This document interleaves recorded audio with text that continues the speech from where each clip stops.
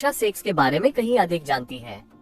Esther max और Daniel के सामने बुरा व्यवहार दिखाना शुरू करती है, जैसे कि एक घायल कबूतर को मारना और क्लासमेट को बुरी तरह से घायल करना, जो उसे परेशान करती थी।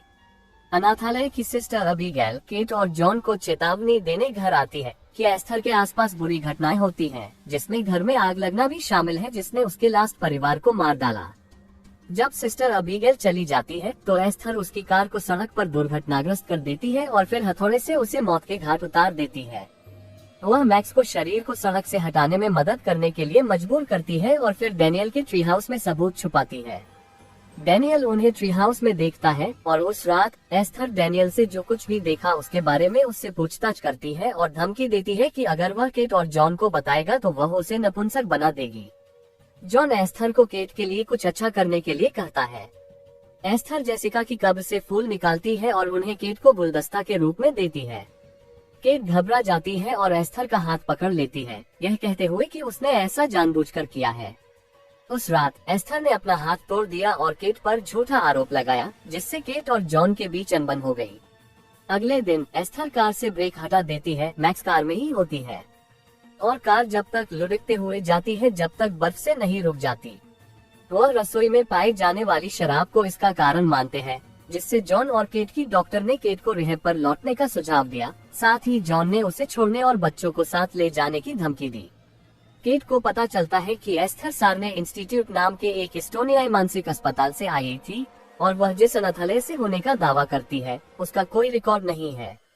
डैनियल मैक्स से सिस्टर अबीगेल की मौत के बारे में पूछता है और ट्री हाउस की खोज करता है। एस्थर ट्री हाउस में आग लगा देती है और उसे मारने की कोशिश करती है, लेकिन मैक्स उसे धक्का देके डैनियल को बचा लेती है। डैनियल गंभीर रूप से घायल हो गया है और हॉस्पिटल के आईसीयू में है। एस्थर ने उसे तकिए से दबाकर मारने की कोशिश की, लेकिन डॉक्टरों ने उसे बचा लिया।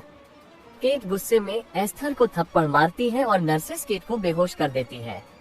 उस रात एस्थर छोटे कपड़े पहनती है और जॉन को बहकाने का प्रयास करती है। जॉन एस्थर के व्यवहार के बारे में केट के सही होने का एहसास होने के बाद एस्थर को वापस अनाथालय भेजने की धमकी देता है।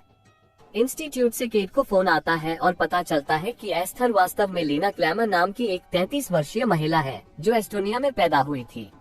उसे हाइपोपिट्यूटारिज्म है, एक दुर्लभ हार्मोनल विकार जिसने उसके शारीरिक विकास को रोक दिया और आनुपातिक बौनापन पैदा कर दिया, और उसने अपना अधिकांश जीवन एक छोटी लड़की के रूप में बिताया है।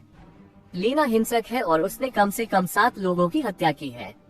जॉन के साथ छेड़खानी करने में नाकाम रहने के बाद लीना ने अपना वेश बदल दिया और गुस्से में अपने कमरे को तोड़ दिया, फिर जॉन को चाकू मारकर मार डाला। केट घर पहुंचती है। लीना ने उसे गोली मारने की कोशिश की और गोली उसके हाथ को छू कर निकल गई। लीना द्वारा मैक्स पर गोलियां चलाने के बाद केट ग्रीनहाउस की कांच की छत तोड़कर उसके ऊपर गिरती है और लीना को बेहोश कर देती है। पुलिस के आने से पहले ही केट और मैक्स भाग जाते हैं, लेकिन लीना केट पर जमे हुए तालाब के पास हमला करती है, उन्हें बर्फ पर फेंक देती है। मैक्स लीना को गोली मारने की कोशिश करती है, लेकिन इससे बर्फ टूट जाती है। लीना और केट पानी में गिर जाते हैं।